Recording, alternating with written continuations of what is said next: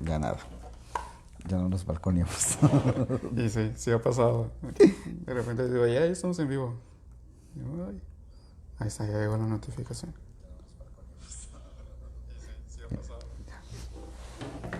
Buenas tardes.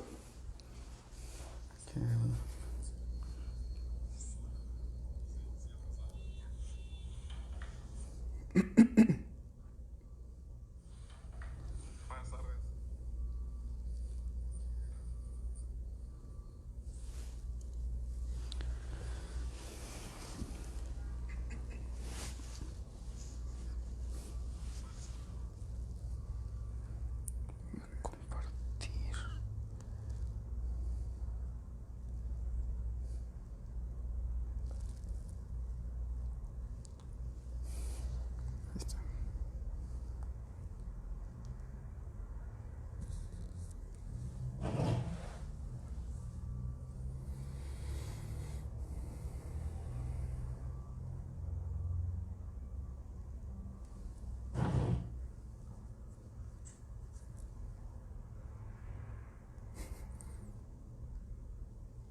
Ahí está. Ok.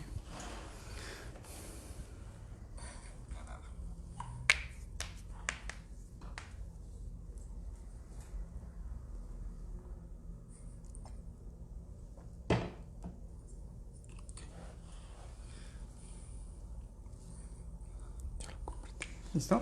Sí, cuando tú me digas. Sí, igual yo aquí lo dejo para ver los comentarios. Ok. ¿No?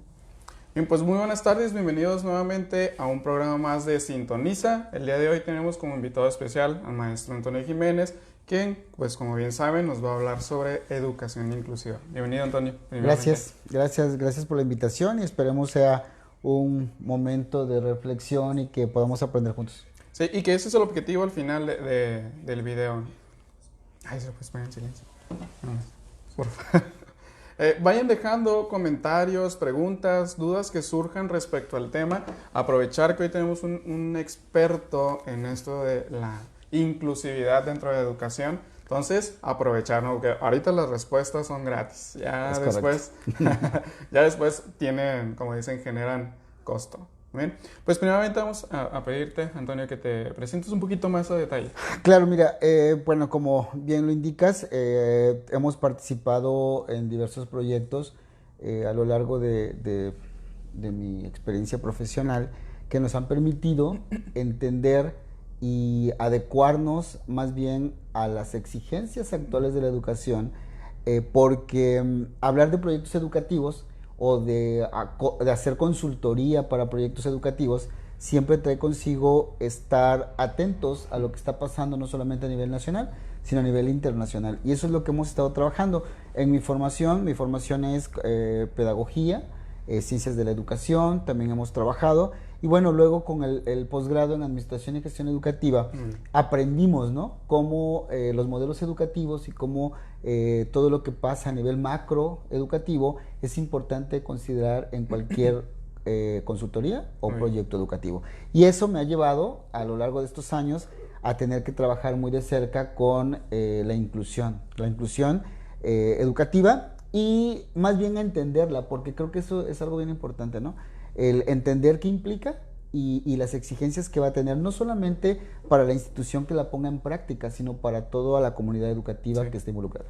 Porque, digo, ahorita vamos a hablar de ello, pero implica también una reeducación para los docentes que se van a dedicar del trabajo en estas escuelas inclusivas. Claro, más bien una adecuación a su práctica pedagógica, porque es cierto que el docente se forma, hay docentes que se forman para ser docentes, Sí. pero hay muchísimos otros que llegan a la docencia por múltiples factores y que en la medida que están involucrados en el proyecto educativo comienzan a contextualizarse y a entender la práctica pedagógica inclusiva desde su propio accionar.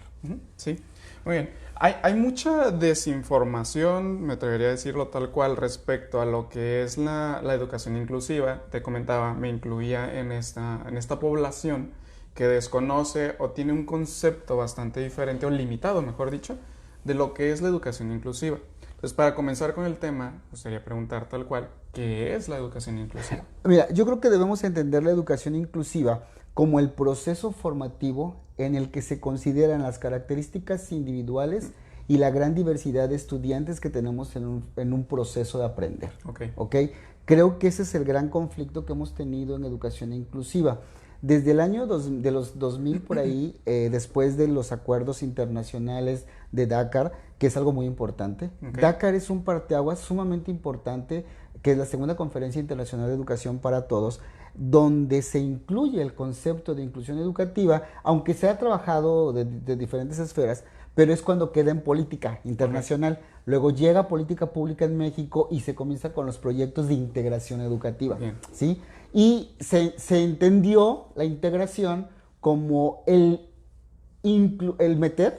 integrar, ¿sí?, a estudiantes con diferentes características, vamos a llamarle características en el aprendizaje, y de ahí se derivó también todo aquello que era educación especial, que ahí es donde está el error de entender la educación inclusiva. Comenzaron a desaparecer las escuelas, muchas escuelas o instituciones que se dedicaban a hacer educación especial.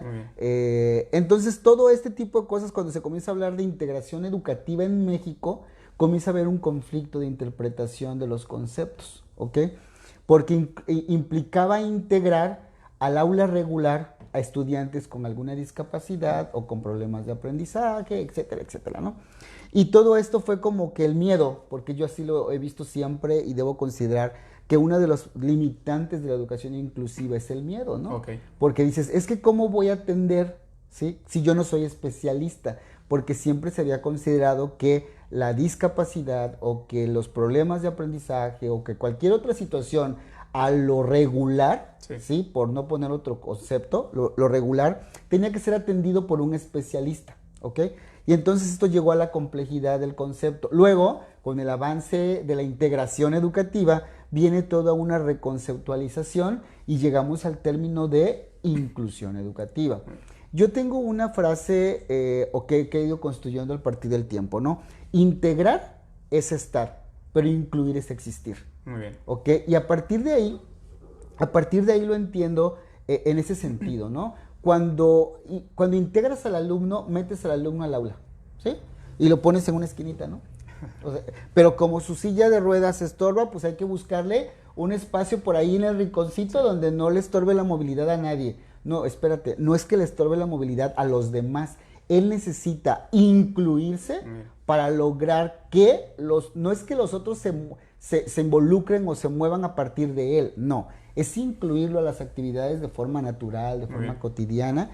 Y el maestro no necesita tener como que la mega especialización para poder atender esas características. Muy bien. Sí, que hasta ahorita, digo, todavía hay escuelas que ven esta parte como una especie de integración-segregación. Correcto. ¿Sí? Porque sí, somos inclusivos, bla, bla, bla, y aceptamos a estudiantes con discapacidades, con toda la diversidad que comentabas hace un ratito. Sin embargo, dentro del aula están segregados. Claro. Porque, como dices, está la maestra sombra, que son muy conocidas ya últimamente, Exacto, o el especialista en general que se encarga de atender a este sector del salón, porque está tal cual, segregado, no incluido, como dijiste. Y fíjate que yo conocí hace como 5 años, nos invitaron a asesorar una escuela en playas de Tijuana, donde atendía diferentes características de aprendizaje. Y algo se me hacía bien interesante, ¿no? El alumno que estaba inscrito en el aula regular nunca llegaba al aula regular, llegaba a esta escuela. ¿Sí? Y entonces todo lo que pasaba en esta escuela era reportada al aula regular y el aula regular reportaba entonces a la secretaría, ¿no? Entonces, ¿cuál inclusión, no? O sea, ni siquiera la integración se estaba dando porque seguíamos segregando en ese sentido. Ahora, cuando hablamos de educación inclusiva, es importante que el docente, que el directivo, que los padres de familia, que los administrativos, que la comunidad educativa en general esté sensibilizada, ¿sí? Sensibilizada en lo que implica la inclusión, porque implica inclusión en todos los sentidos, ¿sí? Cierto que implica accesos, cierto que implica adecuaciones de infraestructura, es cierto que se necesitan ciertas características que atender dentro del currículum, las adecuaciones curriculares, pero muchas veces el que está en caja, el que está en biblioteca, el que está en mantenimiento, el que está en servicios generales, no sabe cómo abordar esto, ¿no? Sí. O sea, no sabe cómo atender ciertas características de los estudiantes. Pero aquí yo quiero hacer algo, énfasis en algo. Aun cuando podemos tener muy claro personas con discapacidad, la inclusión educativa incluye, ¿sí? Sí. Personas con discapacidad y sin discapacidad. Y no hay que dejar de lado que puede haber discapacidad temporal. Muy bien. ¿Sí? Y yo voy a poner un ejemplo a lo mejor muy simple, o cuando una chica tiene un proceso de gestación, llega el momento del parto y se ausenta de la escuela, Ok. ¿sí? Pero está en un aula regular, ¿sí? Entonces la chica, los docentes, los directivos, el coordinador, atiende el momento de esta alumna y le asigna actividades fuera del aula, que lo pueda hacer en su casa. Pensamos en una estrategia para adecuar el proceso de aprendizaje de la alumna, para que en lo que pasa el proceso la alumna regrese, se incluya al aula regular, pero en ese tiempo tuvo atención especializada del docente. Muy bien. ¿Sí? Y aquí es donde entra la pregunta, ¿no? Pues no, que no, el docente no es especialista, ¿sí? Entonces, hemos visto esto como que algo muy diferente. Lo hemos catalogado como que inclusión educativa implica tener una formación en educación especial, en lenguaje, en Asperger, en lenguaje de señas, cierto. Hay que conocerlo. Sería ideal, digamos. Es el ideal. Pero cualquier docente y cualquiera de los que hablan de educación inclusiva, sabemos que cualquier docente hace adecuaciones curriculares para atender el aula regular. Muy bien. ¿Sí? Y que cuando piensas en una clase, lo interesante ahora de la educación inclusiva es que cuando pienses en una sesión, cuando pienses en una planeación, cuando pienses en un módulo, estás pensando en incluir todos los estilos de aprendizaje del estudiante en tus estrategias. Sí. Estás pensando en incluir materiales diversos para atender las diversas inteligencias. Entonces, si ya tú estás de entrada pensando que al momento de estar organizando tu clase, estás organizando materiales para cada uno de los estilos, pues ahí está, lo estás haciendo. Estás logrando entender que esta planeación no la vas a hacer para un grupo regular. Sí. La estás haciendo para este grupo regular, que en él hay diversidad. Muy bien. Que en él hay que todos los alumnos tienen características diferentes, personales que atender, y que sus estilos vayan en la medida de lo que tú proyectes, ¿sí? Y el medio central para que la educación inclusiva se dé es el convencimiento del propio docente de transformar su práctica pedagógica en evolución, en innovación. Si un docente se queda con su libro bajo el brazo y sigue dando la clase año tras año con regla, jamás va a tratar de innovar su práctica pedagógica. Y al no renovar la práctica pedagógica, se queda aislado de esas nuevas prácticas que se enfocan, el nuevo modelo educativo, por ejemplo, que se enfocan en permitirle a ese ciudadano del mundo trascender. ¿Sí? ¿Y cómo vamos a lograr que este alumno trascienda? Haciendo educación inclusiva, pero entendida esta como que estoy atendiendo las particularidades de todos. No con personas con discapacidad y con personas con discapacidad, si tuviéramos que hablar de categorías, ¿no? Sí. Pero que al final del día el aula regular nos muestra todo este tipo de cuestiones, ¿no? Porque, por ejemplo, ¿por qué no pensamos en alumnos que tienen alguna enfermedad o algún diagnóstico temporal, ¿no? Cáncer puede ser uno, ¿sí? Cáncer puede ser uno. ¿Y qué hacemos? Nos preocupamos, ¿no?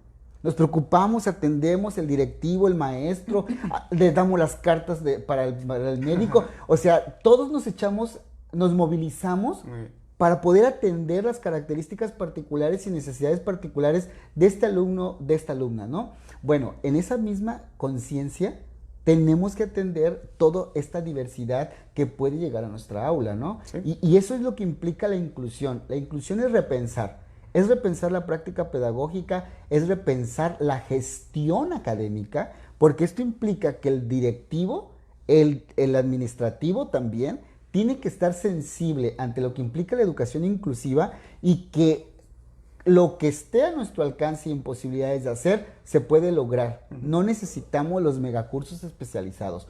Hay que leer, sí. Sí, prepararse. Sí, pero esta preparación dime qué docente no tiene que actualizarse constantemente en su trabajo y en su práctica docente. Todos. Y que es a lo que muchos le huyen. Claro.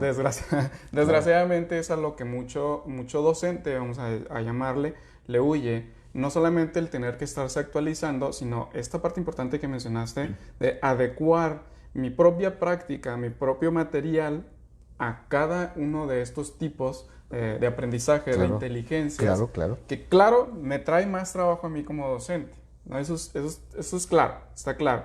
Sin embargo, muchos no lo quieren, ¿no? Y no necesariamente hablando de docentes de generaciones pasadas, sino incluso también en los de nueva generación, Claro. vamos a ponerle, ¿no? El hecho de tener que dar más por lo que me están pagando, ¿no? Pero mira, yo creo que aquí es falta de capacidad de gestión. Okay. Y yo le llamo gestión de recursos digitales, gestión de medios electrónicos, gestión de materiales que ya tenemos, de trabajo colaborativo, ¿sí? Porque ¿cuántos más docentes tengo a mi alcance, conocidos, amigos, que a lo mejor están dando hasta la misma materia, ¿ok? Pero algo que pasa con los docentes, y digo, es algo muy común, es que a veces el celo, ¿no? ¿Por qué le voy a dar mi material si a mí me ha costado no sé cuántos años obtener mi material, ¿no? O ¿por qué le voy a compartir mi experiencia? Creo que ese es el gran error del docente. Muy bien. El docente ha tenido una práctica, se ha enfocado, se ha metido en su caparazón, en su ideal de ser docente y no ha comenzado a compartir, ¿sí? Hace unas semanas estuve en Veracruz dando un curso y hablábamos de esto, ¿no? Voy a centrarme un poquito en el material o en el material didáctico. Mucho material didáctico está, ¿sí? Lo produce la propia escuela, lo producen los propios alumnos, cuando les pedimos proyectos finales, lo producen otros maestros en otro ciclo, ¿ok? ¿Y cuánto material? Y es que eso es una realidad. ¿Cuánto material se va a la basura? ¿Sí? Porque no lo pensamos hacer un material que pueda servir para 2, 3 ocasiones, ¿ok? ¿Y cuánto material podemos compartir? Un montón, ¿sí? Un montón. Yo acabo de ver el domingo una página, no recuerdo ahorita el nombre del maestro de San Luis Potosí, que nos comparte una serie de materiales, un montón de materiales que están haciendo en su escuela, pero que a la vez está compartiendo con la comunidad para, mira, me ha servido para esto, te puede ser útil a ti, ¿ok? Y creo que eso es lo que nos falta. Nos falta romper este caparazón de tener una transformación de responsabilidad social, de que mi trabajo lo hago en un aula, lo hago en un plantel, pero puede ayudar a otros, ¿sí? Mucho se está utilizando ya ahorita el término de seminarios de buenas prácticas, ¿ok? El sábado estaba en una conferencia y escuchaba esto también, ¿no? Que lo había estado viendo y que lo había estado escuchando, pero viene a reafirmar lo que está sucediendo. Si nosotros comenzamos a platicar las buenas prácticas, ¿ok? Tus buenas prácticas, las buenas prácticas de la escuela X, Y, estas buenas prácticas te van a servir a ti, que estás en un contexto similar y que dices, no es posible, pero ¿a qué lo está logrando? ¿Sí? Con pocos, haciendo eficiente el recurso que tiene, lo está logrando. Tú también lo puedes lograr. Entonces, creo que nos falta en la educación inclusiva, nos falta comenzar a ver cuáles son las buenas prácticas, ¿sí? ¿Qué está haciendo bien cada escuela? ¿Cómo lo estamos haciendo? Dejar a un lado el celo institucional, dejar a un lado el celo profesional y compartir. Compartir, porque así como a mí en la institución, por ejemplo, tengo alumnas sordas, he tenido alumnos ciegos, tengo alumnos Asperger, he tenido alumnos con un diagnóstico limítrofe, los he tenido, ¿sí? La hemos librado, por así decirlo, coloquialmente. La hemos librado y hemos logrado que este alumno obtenga un título, obtenga un certificado de preparatoria, se inserta al campo laboral, ¿sí? Lo hemos logrado. ¿Qué viene ahora? Compartir los pequeños aprendizajes o los tips que logramos aprender en el transcurso de su formación para que alguien más los utilice. Sí. Ese cómo, digamos, los cómo. Exacto. ¿Por qué? Porque al final del día, si estamos nosotros hablando de inclusión educativa, también tenemos que reflexionar que esa práctica de inclusión educativa que estás generando, ¿cuáles son sus áreas de oportunidad? ¿Qué hiciste bien? ¿Qué hiciste mal? ¿Qué teoría está nueva? ¿Cómo viene la política? Porque la política pública también nos exige un poco de esto, ¿no? Por ejemplo, te voy a poner un caso muy simple, ¿no? En un colegio que estábamos asesorando, tienen un chico Asperger o una situación muy incómoda en donde la agresión fue demasiado para el maestro, okay. La escuela decide darle la sanción de 3 días fuera de la escuela como sanción, y el papá los quiere demandar ante derechos humanos, ¿sí? Pero bueno, afortunadamente no es que no tenga el papá derecho de demandarlo, de demandar a la escuela ante derechos humanos, no, es porque al papá se le demostró que había todo un seguimiento, okay. Toda una plática con la terapeuta, con la familia, con el alumno, con los acuerdos internos, con el trabajo que se ha hecho para incluir de manera efectiva al alumno, ¿sí? Y que él incumplió en una norma, que él incumplió en una regla y que el alumno al final fue consciente, sí, okay. Me equivoqué. ¿Sí me explico? Pero esto es un proceso no de 2 días. Sí. Eso es un proceso continuo y desafortunadamente, aunque se escuche muy mal, es de equivocarnos, ¿sí? En la medida que nosotros nos arriesgamos, ponemos en práctica, pero pensado, no nada más aventarnos por aventarnos, hay que pensar, meternos a esta parte de decir, vamos todos a favor de la inclusión educativa, es pensar nuestra práctica, es pensar nuestras reglas, es pensar nuestras normas, porque debe ser congruente el modelo educativo, debe ser congruente el sistema de evaluación, debe ser congruente el reglamento institucional. Ok, no tengo nada de eso, nada es congruente, bueno, generemos un protocolo. Muy bien. ¿Sí? Ok, si no lo hay que generar un protocolo, para adecuar lo que ya tenemos a esta atención a la diversidad, a esta atención a la individualidad, a esta atención a lo diverso, ¿sí? Y ahora muchos nos dicen, ¿no? Es que es bien complejo, ¿cómo vamos a generar un protocolo de la nada? No vas a generar un protocolo de la nada, ¿sí? Hay un montón de protocolos, hay un montón de información ya en la red, y no solamente de otras instituciones. Está la UNESCO, está la ONU, está UNICEF, está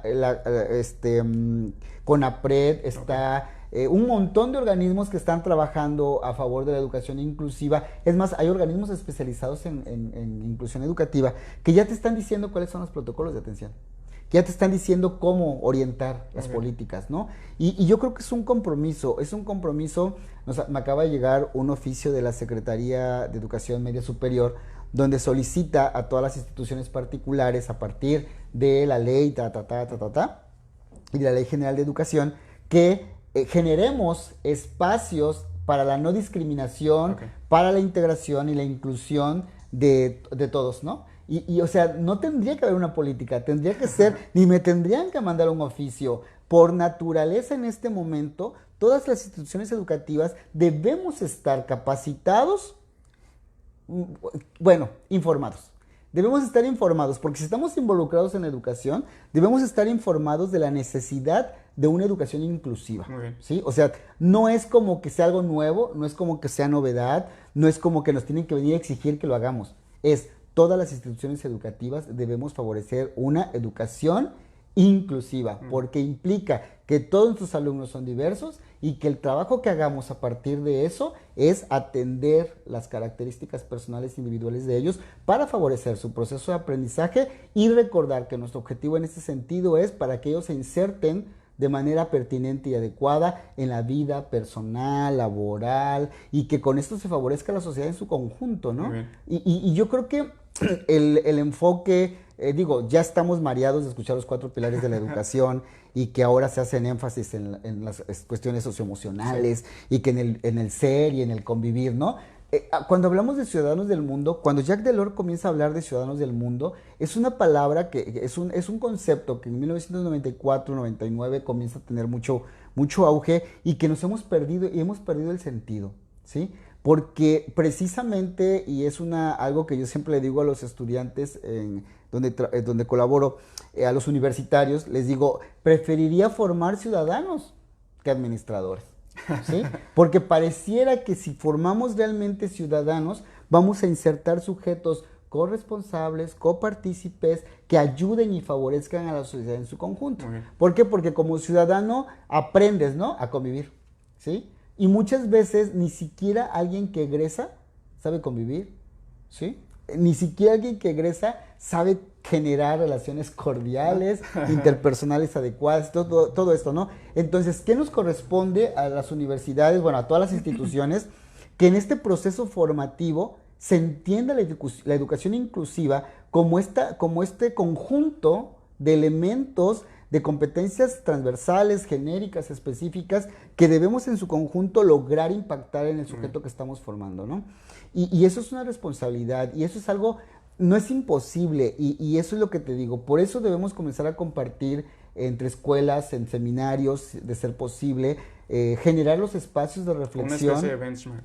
Sí, comenzar a generar los espacios de reflexión para que, es más, hay ya prácticas, digo, ya hay libros, ya comienza a haber libros de todo esto, ¿no? De qué está pasando. Bueno, los congresos nos ayudan mucho a este tipo de situaciones, ¿no? Si nosotros buscamos las memorias de algunos congresos, vamos a encontrar que nos están diciendo qué está haciendo bien la escuela de Zacatecas, ¿no? Okay. Porque algo bien importante es, si nosotros nos vamos a querer tomar de referencia a Finlandia, a Chile, a Noruega, a Dinamarca, a Estados Unidos, o sea, a ver, espérate, está bien, ¿ok? Esos países están haciendo su trabajo, están logrando protocolos de atención idónea, están logrando que la educación inclusiva se dé, ¿ok? Pero lo vemos así como que, ¿no? Sí. De aquí a que yo tengo esa infraestructura, y ese es el problema, pensar que necesitamos esa infraestructura para lograr las cosas, ¿no? Digo, hay quienes creen que es indispensable un cañón para dar clases, por ejemplo, ¿no? Entonces, si nosotros nos vamos a las experiencias que están pasando desde lo local, desde lo regional y desde lo nacional, podemos darnos cuenta que hay escenarios desfavorecidos o escenarios vulnerables donde se están logrando cosas importantes, ¿sí? Y que nosotros que estamos en posibilidad de generarlas, las podemos generar. Y aquí retomo un poco lo que tú decías, ¿no? ¿Implica más trabajo? Habría que repensar si realmente implica más trabajo, porque si lo hacemos bien una vez, ya quedó, ¿sí? O sea, si lo hacemos bien una vez, ya queda el parámetro, ya queda el modelo, ya queda el esquema establecido para continuar trabajando. Debemos de dejar de pensar, y eso es algo que muchos me lo han dicho cuando capacito docentes, es que a usted se le hace bien fácil decir que hay que dosificar contenido, ¿sí? Le digo, no es que sea fácil, es que es una necesidad el dosificar contenido. Así dice, pero dígale usted al director o a la coordinadora que me miden cuando hago mi planeación y que me dicen fecha 28, capítulo 1, tema 4, ¿no? Entonces, creo que esto tiene que ser, los supervisores, los directivos, los coordinadores académicos, los subdirectores académicos, tenemos que capacitarnos y repensar que la práctica pedagógica va en razón de las necesidades de los estudiantes, no de las necesidades institucionales. ¿Qué digo? En este apartado específico, todavía hay mucha escuela que se maneja meramente como un negocio. ¿Sí? Que sí, una escuela es un negocio al fin y al cabo, tal vez, pero es muy diferente ser un negocio y funcionar únicamente como un negocio, que es donde quizás se vería esto que dices, ¿no? Sí, están los alumnos, pero pues, también nosotros, ¿no? Claro. Bueno, eso es un tema bastante complejo, pero yo diría en ese sentido.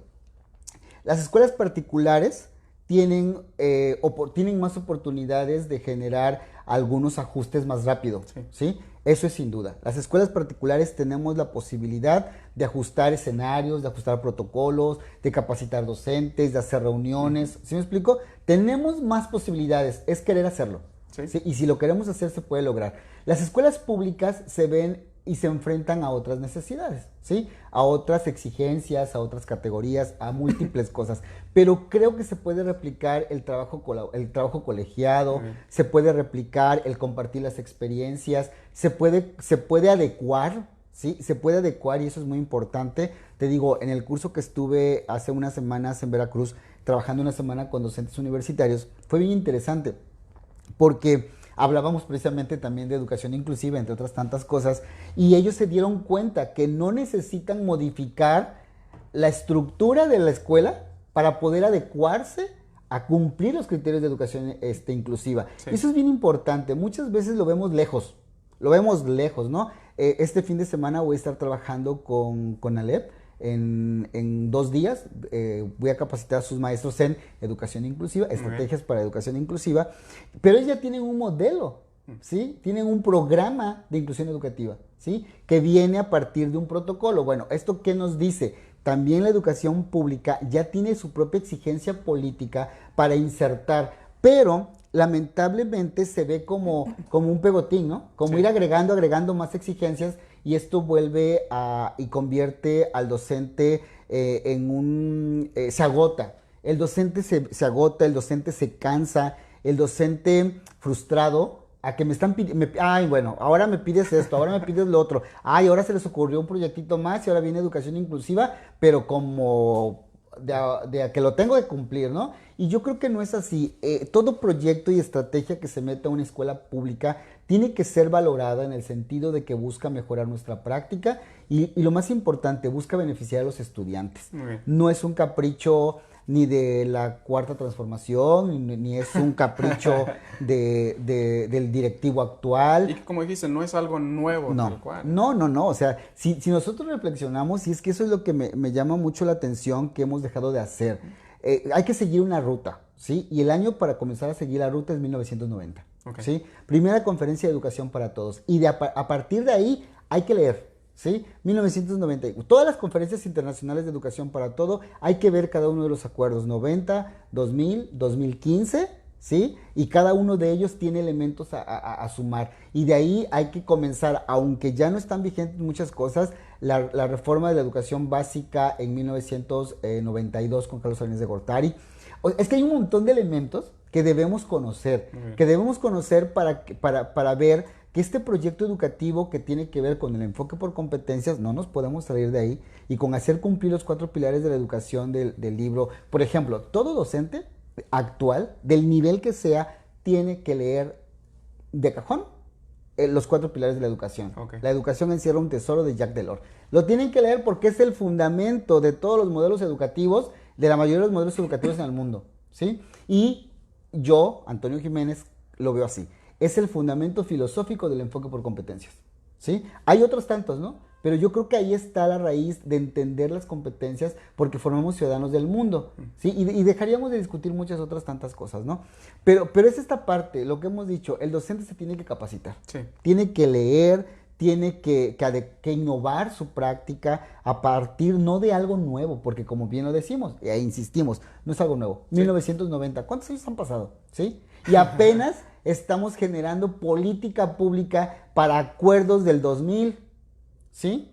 O sea, han pasado 19 años cuando el criterio de educación inclusiva estaba determinado en un acuerdo internacional, pero como lo dejamos de lado, como no le hacemos caso, como el maestro no ha logrado insertarlo en el aula, como la política tampoco, bueno, ahí viene, ¿no? Un reglamento, una política, una exigencia, y entonces lo vemos como exigencia, no como parte natural de la educación, de la educación, pues. La educación evoluciona, sí. Como todo evoluciona. Y esta educación ha ido evolucionando, y este enfoque por competencias se ha ido ajustando a cumplir, porque creo que el enfoque por competencias no se ha ido modificando, ha ido agregando elementos a cumplir que estaban establecidos desde el principio. Sí. ¿Sí? Ese es el detalle. Respecto al docente, que digo, no toda escuela se maneja a través de la educación inclusiva, pero los docentes que estamos, me incluyo, en escuelas que sí lo manejan, dijiste, sí, es necesario capacitar, pero rescato lo que comentabas al inicio, que es todavía más importante, la sensibilización de lo que implica una educación inclusiva, ¿no? Porque dices, bueno, por lo general, y me incluía yo en este sector, un alumno con alguna discapacidad, la que sea, motriz, cognitiva, intelectual, demás, pero no, o sea, saber que dentro de esta diversidad lo regular también forma parte. Que si tengo un alumno con una orientación sexual diferente, también es educación diversa, claro. Es educación inclusiva, claro. Porque debo de prever cómo manejar mi tema, cómo manejar mis recursos para incluir su propia perspectiva y sus propios recursos también. Y además la perspectiva que tienes del tema, porque como adulto, como docente, como responsable del aula, tus creencias, tus estigmas, ¿sí? Todo este código de valores que tienes, lo proyectas al momento de dar la clase, ¿sí? Y yo les decía, y es algo que he estado manejando últimamente, debemos informarnos, ¿no? Tenemos a un chico o una chica en su proceso de transición, trans, médico, lo que Cambio, esté, su transición, y cómo lo vas a abordar. Primero tú tienes que estar informado, ¿sí? Sí. Y esto, mira, y es que esto es lo que el maestro debe entender, y el directivo, porque todo comienza con el directivo, ¿sí? El directivo debe estar preparado, leyendo, y ahora no tenemos que ir a leernos 500 hojas para entender algunos temas, ¿sí? Ahora tenemos infografías, ahora tenemos videos, ahora tenemos entrevistas, ahora tenemos trípticos especializados en múltiples temas, ¿no? Cuando hablamos de discapacidad, los usos adecuados de la discapacidad, ¿no? Discapacidad motora, discapacidad visual, ciego y no utilizar diminutivos, sordo, ¿sí me explico? Entonces, este tipo de cuestiones que el maestro, es que yo no sé nada de eso. Ok, maestro, ¿cuántas infografías quieres que te mande? ¿Sí? Porque Sí. tiene que ver con la voluntad, de que el maestro también lea, ¿no? Ok, ya no entiende un concepto. Bueno, ahora sí, pregunta a un especialista o canaliza con tu coordinador o busca información o conferencias que hay en todos lados ahorita, gratuitas a veces o con costos súper accesibles, infórmate, ¿sí? Porque al final del día viene esta necesidad. El docente del siglo XXI, una de las principales características que debe poseer es esa capacidad de aprender a aprender, de aprender a renovarse, de construirse todos los días, ¿no? Y esto implica estar informado y estar informado de todo lo que está aconteciendo en el aula, en los escenarios públicos y que mis creencias, sí, mi creencia, mi ideología, mi resistencia a muchos temas no los puedo llevar al aula, ¿sí? En el aula soy un sujeto objetivo, ¿sí? Imparcial, que forma sujetos para la generalidad, ¿sí? No para lo que yo creo. Ajá. Y eso es algo muy importante. Y lo comentábamos hace un ratito antes del programa relacionado con la psicoterapia, pero para mí psicoterapia y docencia tienen mucho en común, más desde esta perspectiva. O sea, yo como terapeuta puedo tener mis creencias, pero mis creencias se quedan fuera de mi consultorio. En el ámbito docente, pues mis creencias, entro a la escuela y no entran conmigo. Al menos no estas que puedan jugar en contra de las creencias de otra persona. Claro. ¿Sí? Yo creo que ese es el respeto, ¿no? Yo creo que mucho de lo que se habla en educación inclusiva es ese respeto a la diversidad, ese respeto a la diferencia, ese respeto a que todos pensamos diferentes, a que todos actuamos de manera diferente y que no podemos obligar a un niño a estar sentado porque no quiere estar sentado. Hay normas, sí, hay reglas, sí, pero si todos los alumnos están dispersos, es posiblemente porque mi clase no es la adecuada, ¿sí? Y eso es algo también que sucede mucho, ¿no? Sí. El docente le cuesta aceptar una evaluación, una observación de clase, una sugerencia, porque a veces nos llega la soberbia del ser docente. Espérame, yo he sido docente 20 años, ¿sí? Me creo omnisciente y omnipotente. O sea, yo he sido docente 20 años, tú no me vas a venir a decir cómo hacerlo. Y no es eso, es algo está pasando, ¿sí? Cuando reprueban todos los alumnos, pues hay que ver, o sea, sí, yo hice mi parte. ¿Qué parte me faltó? ¿Qué parte hicimos esto? O sea, es un proceso de reflexión. Hoy la educación inclusiva implica un proceso de reflexión de todos los actores, de todas las acciones, de todos los medios y recursos que estamos usando para llevar a cabo el proceso formativo, pero que sea en conciencia y en la medida de que va a haber una evolución y que va a haber un cambio. Si no hay una evolución y no hay un cambio, de nada sirven las reuniones y capacitaciones y maestrías que hagas. ¿Sí? Es que eso es algo bien importante.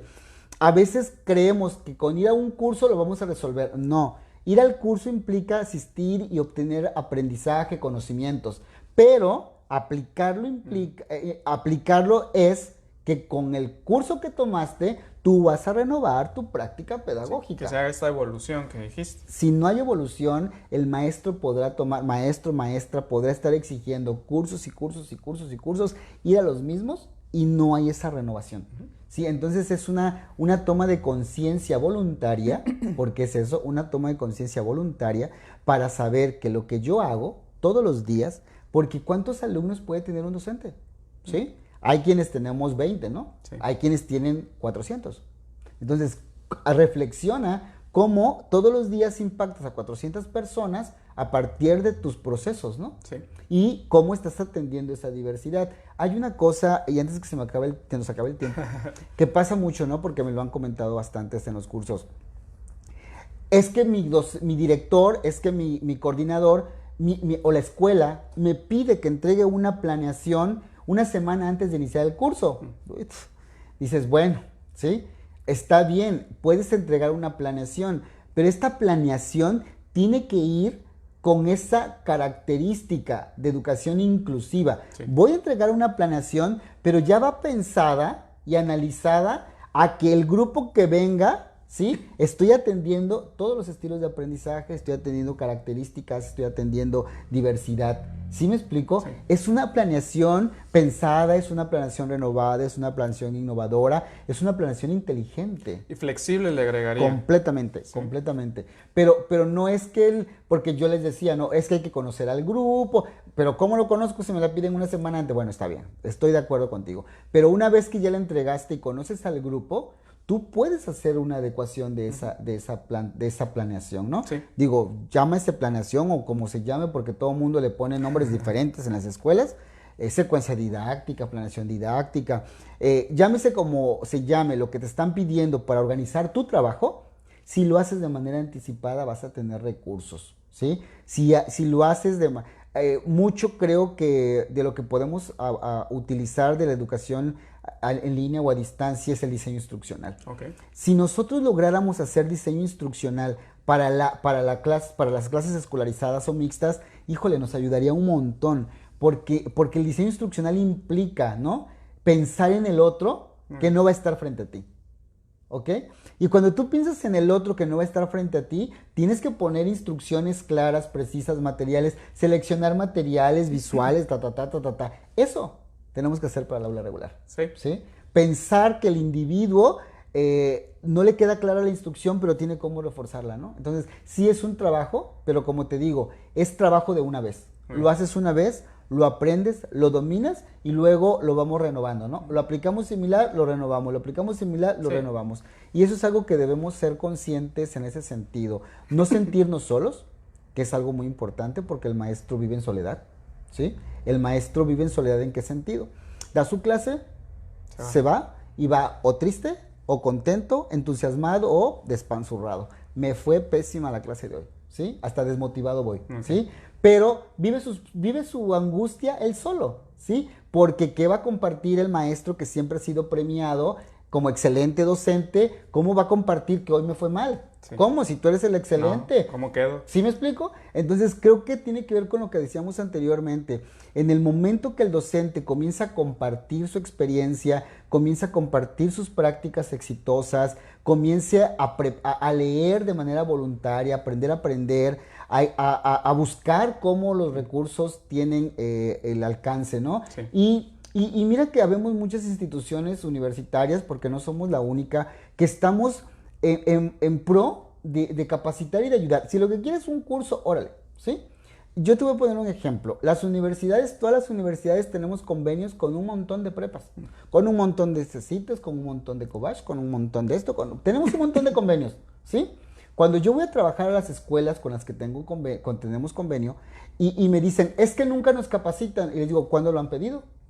¿Sí? Porque yo estoy aquí gracias a un convenio que tengo con la institución y que en esa corresponsabilidad de convenio hay intercambio académico de docentes, ¿no? Entonces, maestro, ¿quieres un curso? Pídelo, ¿sí? ¿De qué quieres? ¿Cuántos necesitan? ¿5, 10? Pídelo. Y que si no, como dijiste, o sea, ahorita el que no se capacita, el que no estudia es porque no quiere, porque la información está ahí disponible y de diferentes formas y medios, como comentabas, ¿no? Un montón. El domingo tuve la oportunidad de asesorar a un amigo en su trabajo de tesis que va a hablar de inclusión laboral. Andaba perdido, ¿no? Quería, pero no sabía cómo.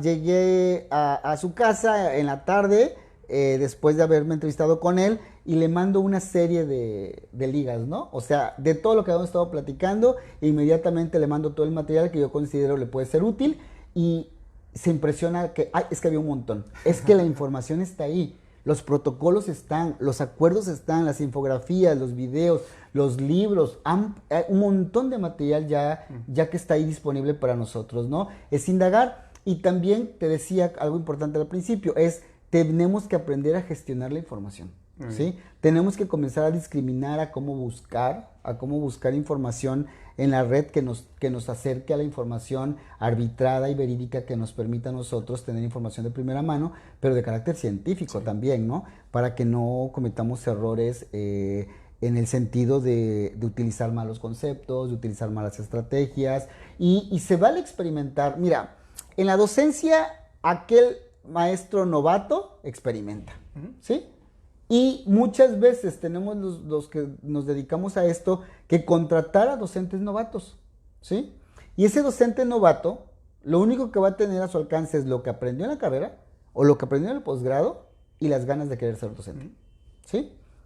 Y a partir de ahí, este docente novato va a experimentar. Sí.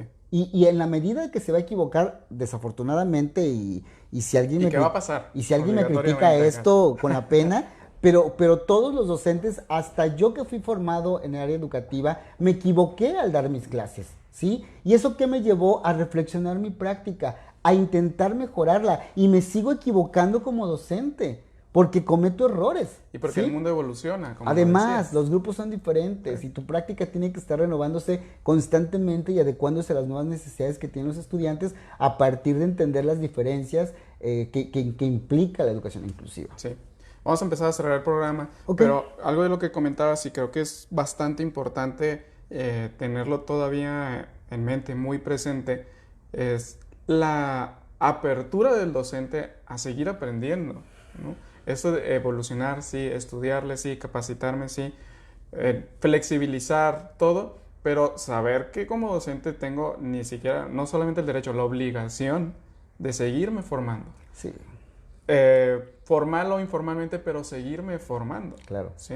En todo lo que implica, ¿no? Por ejemplo, yo les digo a mis alumnos de psicoterapia que como psicoterapeuta requiero saber un poquito de mucho, ¿no? Del mundo, de cómo está el mundo ahorita, porque a lo mejor me llega un paciente que me va a hablar de un tema que yo no conozco o que no estoy de acuerdo o lo que sea, pero que requiero saber porque me va a dar información por parte del paciente. Y lo mismo sucede en la docencia. Claro. Como docente debo, no sé, ver las noticias y informarme de lo que está sucediendo en mi contexto. Tal vez a lo mejor y no en el mundo completo porque pues nunca varíamos, pero al menos sí en mi contexto. Porque muy probablemente algún caso me va a llegar. Sí. Y mira, yo creo que como dices que vamos cerrando, me gustaría hacer una como síntesis. Sí. Porque a lo mejor cuando quienes nos están escuchando o nos van a escuchar y ven el tema, ¿no? Educación inclusiva, se pensara que me van a dar la panacea para resolver lo que es la educación inclusiva. Y no es así. Porque la educación inclusiva implica la práctica cotidiana, ¿sí? Desde un repensar de mi práctica. ¿Sí? Ok, ¿cómo logro la educación inclusiva? Pues a partir de lo que ya haces. ¿Sí? A partir de lo que ya haces, a partir de los recursos que utilizas, pero acércate, infórmate qué implica el trabajo por proyectos, qué implica el trabajo por problemas, ¿sí? Qué implica el trabajo colaborativo, qué implica el trabajo cooperativo, qué implica el trabajo de campo, qué implica trabajar por evidencias, por proyectos, o sea, involúcrate. Sí. Si realmente te involucras a trabajar los procesos del enfoque por competencia o las metodologías didácticas que pondera el enfoque por competencias, vas a poder abonar a estos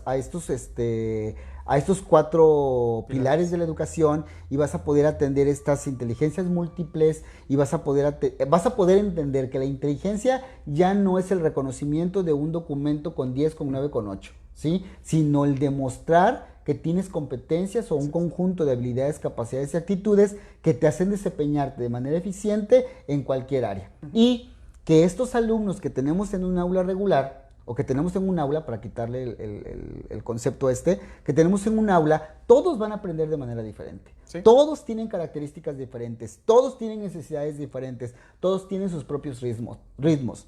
Y estos propios ritmos son los que deben ser entendidos desde la educación inclusiva, ¿sí? Y tú los has tenido, si has sido maestro 20 años, los has tenido 20 años, ¿sí? Has tenido 20 años que trabajar con diferentes ritmos, con diferentes estilos, con diferentes alumnos, con diferentes personalidades, lo has tenido. date cuenta entonces que no es algo completamente nuevo, ¿sí? Sino es una conceptualización que te hace sensible a la exigencia y a la necesidad de entenderlo como tal. Muy bien. ¿Sí? Ponerle nombre también. Es correcto.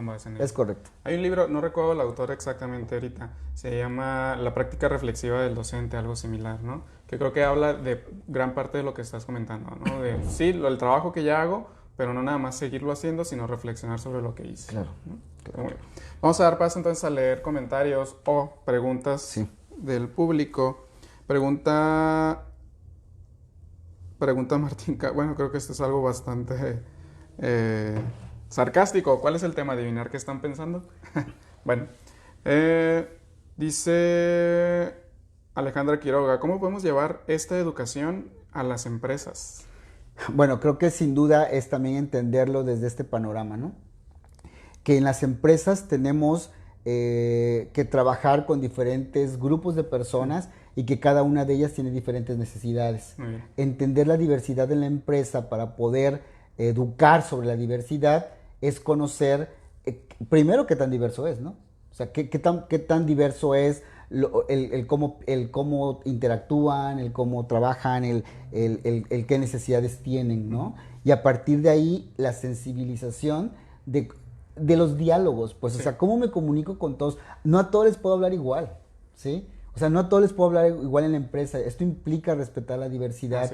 O sea, pero tiene que ver con algo más macro que es la sensibilización del concepto. Si yo como coordinador de recursos humanos soy sensible ante esa necesidad y entiendo que el concepto de educación inclusiva implica atender la diversidad, atender las diferencias, es entonces que no es que tenga yo que generar protocolos de atención para cada individuo, ¿sí? Pero en la medida de lo posible, ¿cómo puedo en el curso de inducción atender esos estilos de aprendizaje, ¿no? Cómo en los cursos de capacitación para directivos los voy a hacer sensible ante esas características, ¿no? O si voy a capacitar a los líderes o los gerentes, cómo los voy a hacer entender de hacerse llegar de recursos y herramientas para entender a su personal. Y que hablando de recursos, pues en Maquila a lo mejor tienes todavía más en la área industrial, más recursos que en el área educativa. Pues sí. Hablando de recursos económicos. Para capacitación. Bien, Juan Gabriel López Ochoa dice, buenas tardes a los dos, una excelente entrevista, tengo algunas inquietudes. ¿Qué diferencia existe entre inserción educativa con la integración educativa? Ay, pues bueno, no tengo claridad para contestarlo en ese sentido, pero desafortunadamente te puedo decir que lo entendía como igual, ¿sí? O sea, sí puedo tener una diferencia entre integrar e incluir, ¿sí? Eso lo tengo bastante claro. La palabra inserción, bueno, pues es que yo la entendería igual como integrar, ¿no? Quizá por ese lado va el asunto, ¿no? Sí. Que sí, ya lo comentabas hace un ratito. Posiblemente, es incorrecto, maestro, habría que, me queda la tarea de aclararlo, si hay que aclarar el concepto, pero tenemos muy claro en ese sentido en mi discurso y en lo que hago, la diferencia e integrar e incluir, ¿no? Muy bien. Pero insertar. Ajá. Creo que la siguiente pregunta, y pareciera para que sí lo aclara para allá, ¿se desarrollar la inclusión no generará segregación? No, todo lo contrario. O sea, incluir implica el todo, ¿sí? Homogéneo. Sí, todos somos diferentes, incluir implica atender esa diversidad, esa individualidad. Muy bien. La inclusión educativa viene acompañado de un cambio de mirada desde una perspectiva socioantropológica para mejorar su práctica pedagógica. Sin lugar a dudas. Muy bien. En el nivel superior existe un doble reto, dice el maestro Juan Gabriel, doctor, perdón. No solo formar en educación inclusiva, sino formarlo para ejercer la docencia. Lo que comentabas al inicio. Es que cuando trabajas con formador de formadores, como cuando eres formador de formadores, tienes un doble reto, ¿no? Sí. O sea, que lo hablábamos al principio en la charla, ¿no? Ese doble reto de tú estar sensible y además educar a este sujeto que al después va a formar. Sí, entonces es un doble reto lo que implicará la educación inclusiva. Sí, y que hay todo un discurso también respecto a si solamente docentes formados como docentes debieran de dar clase. Pues es que Digo, no, muchas veces sabemos que los propios chicos que están estudiando ciencias de la educación, pedagogía normal o cualquier otra área que sea para educación, ellos mismos dicen, es que a mí me gusta la docencia. Yo quiero trabajar en área de capacitación o quiero trabajar en un escritorio, porque también hay que entender que la educación pues tiene muchos campos de acción, ¿no? Y también es cierto, o sea, no todos los que se están formando para docentes van a ser docentes. Sí, y al revés también, ¿no? Tampoco no todos los que se dedican a la docencia son buenos en docencia. Claro. Bueno, pero eso creo que toda área se ve envuelta en ello. Por último, bueno, Clínica Psicológica nos manda saludos desde Colombia. Dice, excelente trabajo, colega. Muy bien, creo que es todo, no hubo más. Bien, pues el tema es bastante amplio. Creo que todos los temas que trabajamos son bastante amplios. 50 minutos pues no alcanza para abarcar todo lo que se pudiera mencionar respecto a ello, claro. Pero creo que lo que comentas es bastante importante. Sí, es que además son temas completamente transversales, ¿no? Son temas transversales que no pueden ser abordados desde un eje porque incluyen a toda la comunidad educativa, y cuando incluyen a toda la comunidad educativa, hablar del director, hablar del liderazgo, de la gestión, del docente, del alumno, de infraestructura, o sea, la educación en sí es complejo, ¿no? Sí. Y cuando hablamos de temas como estos, ciertamente pueden tomar otros tonos, otros matices, pero al final del día creo que es entender en este sentido de la educación inclusiva el concepto, el que sí se puede, el que es posible y de que no es algo nuevo, ¿no? Sí. O sea, no es algo nuevo, es algo que se ha venido trabajando desde mucho tiempo, pero que bueno, no es, es un recurso, es una herramienta, es algo que va a permitir seguir formando ciudadanos del mundo, copartícipes de una sociedad más equitativa, más justa, menos violenta, y que en esta cultura de la paz que se está formando de manera transversal en todos los escenarios educativos es indispensable para la sociedad en la que vivimos. Y te parafraseo con la frase que dijiste, no se trata de integrarte, sino tal cual incluirte, hacerte parte. Es correcto. ¿Sí? Pues muy bien, muchas gracias una vez más, Antonio.